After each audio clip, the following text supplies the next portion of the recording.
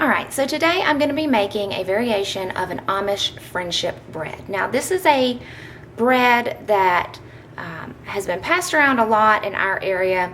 Usually you're given a bag of starter that you're expected to feed and knead, and then every so many days make bread. Let's face it, I work full time, I have 2 kids, we've got other things going on. That ain't happening in this house. So instead, I came across a variation of this bread. It's a quick bread that reminds me very much of that Amish bread recipe that I've used before, but it doesn't take the prep work. You don't have to knead it or feed it or any of those things. There's no living yeast there for you to deal with. I found this recipe in a cookbook that I was given when I got married. It was a handwritten recipe given to me in a book from a woman that was very generous to share her recipes with me and my husband. So I'm going to walk you through the ingredients and then I'll show you the mixing. For our recipe, we're going to start with 2 cups of buttermilk. Now, buttermilk is not something I always have on hand. Because of that, I have whole milk in this bowl, to which I have added 2 tablespoons of white vinegar. You could add lemon juice. All the acid does is sour your milk for you, so you have sour milk, which acts as buttermilk in your recipes. I also have 2 cups of sugar, 2 cups of flour, a cup of margarine, 2 eggs. Thankfully, I have a family member gave me 2 brown eggs from his chickens, baking soda, and cinnamon. So, let's get started. In my mixer, I'm going to start by placing the 2 softened sticks of margarine, which I'm going to unwrap one-handed. All right, so there's 1. Now each stick is a 1/2 cup. You want to make sure that you check your measurements, but I've used this brand before and I know it is exactly a 1/2 cup per stick. I'm going to mix with my butter, my 2 cups of sugar, so that's going to go into my mixer as well. Now, anytime your recipe tells you to cream your ingredients, you want to cream them for 7 to 10 minutes. And what that does is allow the ingredients to mix well.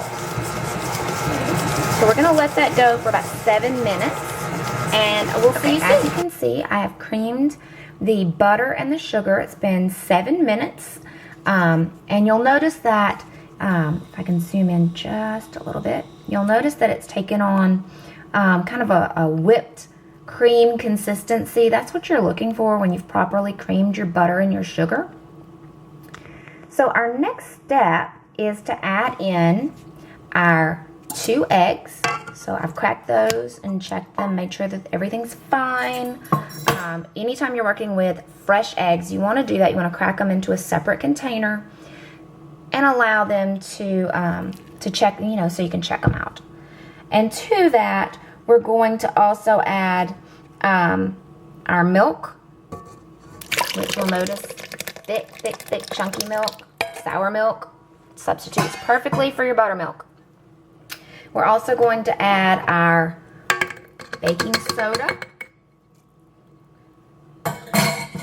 And then we're going to add in our flour. Now, it calls for 4 cups of flour.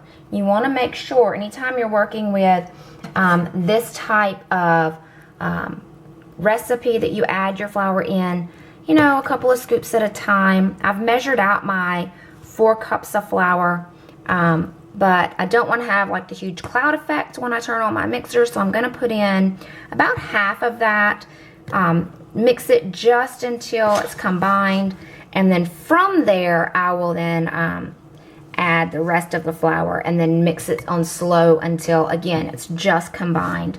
That way you don't get the cloud effect, and you don't over mix. So I'm gonna put the mixer head down, lock it in place, and just turn it on low just for a moment. And that's going to incorporate those ingredients that we've just added, the eggs and the flour and the buttermilk. Again, just for a few moments, going to unlock that mixer head, lift it up, add in the rest of our flour very carefully. I don't want to make a mess. Don't want it all over my kitchen because my kids will be home very soon. And I do not need Eli's help cleaning up my mess because 2-year-olds like to help. So we're going to start this off again on low, and we're just going to mix it until it's done. You don't want it over mixed. It's going to make it tough, just until it's all combined. We're going to give that just another second, and then we're going to turn it off and scrape the sides and give it a hand mix, and then we'll start putting it in our pans.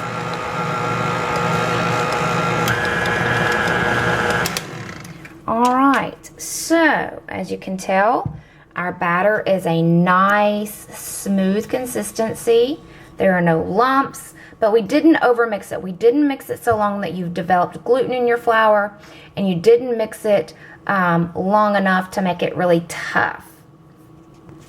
So I'm going to take the beater off, take the bowl off, and I'll see you. All right, as you can see, I have removed the beater.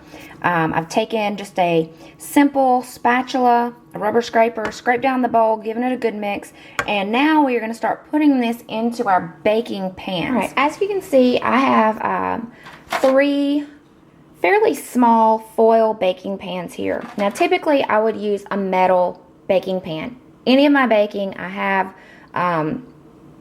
some very specific pans. I have a whole collection of baking items. Today I happen to be using some disposable pans, mainly because my bread pan just died. Like, it just gave up the ghost. It had a little bit of rust on it. It wouldn't come off. The nonstick had come off. So that got delegated to the trash. And so today I'm using these foil pans, and all I've done with these pans is rinse them out, dried them off really well, and then sprayed them with a non-stick pan spray. I like Pam, but you can use any of the brands. Obviously, find the one that you like the best. Most of us have them in our kitchens. And what I'm going to do is divide these, the batter into these 3 pans evenly. And I'm going to do it in 2 stages. I'm going to put a layer, and then I'm going to top it with a cinnamon sugar mixture, and then I'm going to do another layer and top that with a cinnamon sugar mixture.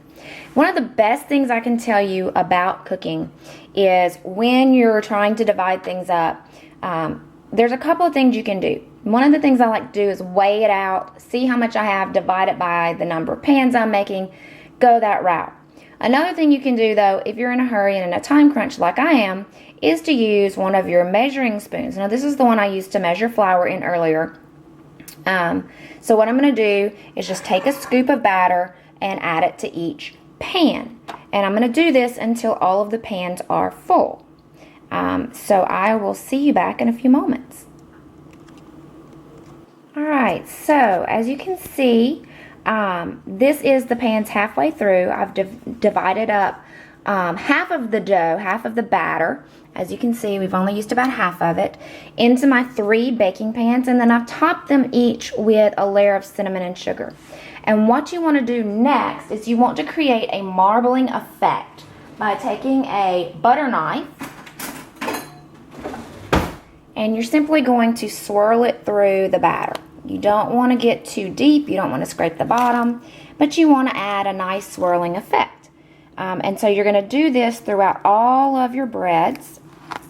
You're going to do it now, and then in a minute, after I have topped them with the other part of the bread batter, we will do the same step again. So I'm going to now put the remainder of the batter on top of this layer, and I'll see you in a moment. Alright, so as you can see, I've finished my layers, and I've incorporated the cinnamon sugar, and I'm just simply swirling them again, just to kind of work that cinnamon into the layers a little deeper. And you just want to kind of make S shapes in your dough. You really don't need it to be super complex. I just work it back and forth and then back up again. Do a few figure 8s. That's all there is to it. And then, of course, you taste the batter. These are going to go into my oven at 350 for approximately 40 minutes. And then they'll need to cool prior to turning them out of the pans. So this is just a simple quick bread. In a little bit, I'll pull them out of the oven and you'll be able to see the yummy cinnamon bread that my husband and kids will come home to.